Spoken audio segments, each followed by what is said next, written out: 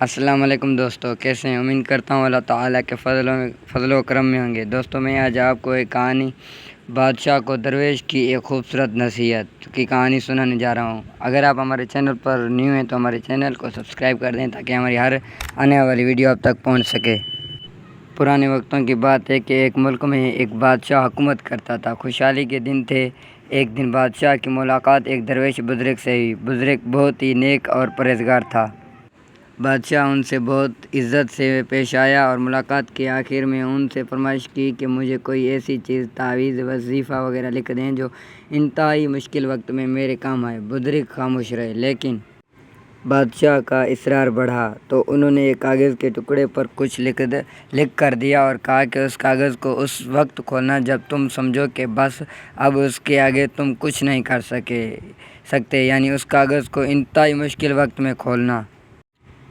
قدرت کا کرنا ایسا ہوا کہ کچھ ہی عرصے بعد اس ملک پر حملہ ہو گیا اور دشمن کی فوج نے بادشاہ کی فوج کو الٹ پلٹ کر رکھ دیا۔ بادشاہ کو اپنی جان کے لالے پڑ گئے اور وہ بھاگ کر کسی جنگل میں چھپ گیا۔ دشمن کی فوجیں اس کے پیچھے تھیں اور وہ تھک کر اپنی موت کا انتظار کر رہا تھا۔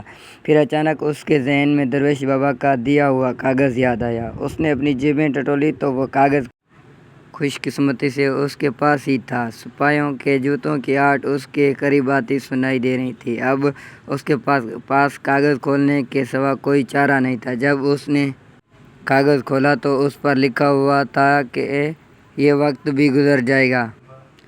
بادشاہ کو بہت غصہ آیا کہ بزرگ نے میرے ساتھ یہ کیا کھیل کھیلا ہے، لیکن افسوس وہ کچھ نہیں کر سکتا تھا۔ اس نے تحریر کو کئی بار پڑھا لیکن اس کی سمجھ میں کچھ نہیں آ رہا تھا کہ درویش نے یہ کیا لکھا ہے اور یہ کیوں لکھا ہے۔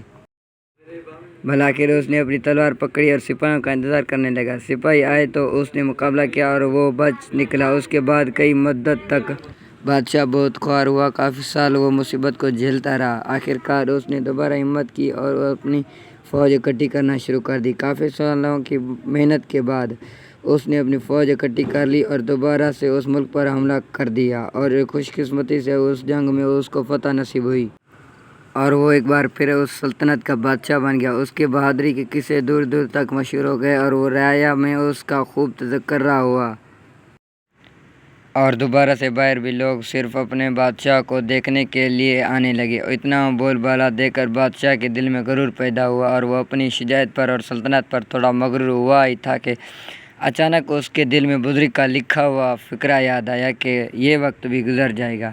ہمیں اس کہانی میں یہ سبق ملتا ہے کہ وقت جیسا بھی ہو گزر جاتا ہے۔ ہمیں چاہیے کہ ہم مشکل وقت میں صبر کا دامن اپنے ہاتھ سے نہ چھوڑیں اور اپنے اچھے وقت میں اپنے آپ کو تکبر سے بچائیں، کیونکہ وقت جیسا بھی ہو گزر جاتا ہے۔